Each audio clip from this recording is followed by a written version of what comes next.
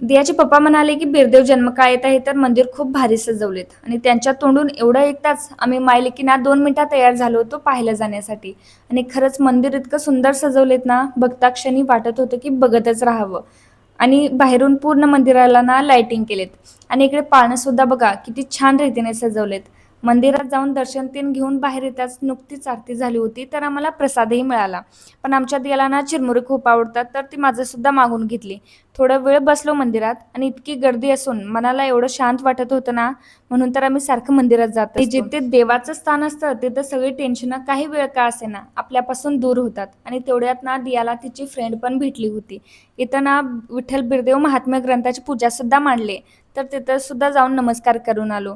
आणि मी असं ऐकलंय की आपलं मन जर आस्थाकडे वळत असेल ना तर ते स्वतः देवच आपल्या मनात भक्ती निर्माण करत असतो. आणि देव संकट सुद्धा त्यांनाच देतो ज्यांच्यात ती पेलण्याची क्षमता असते. आणि मग जाता जाता आमच्या दियाला ना घंटी वाजवायची होती पण ती काही तिला जमलं नाही. चला तर मग आज इथेच थांबूया. भेटू पुढल्या व्लॉगमध्ये आणि अशाच व्हिडिओसाठी माझ्या चॅनलला सबस्क्राईब नक्की करा.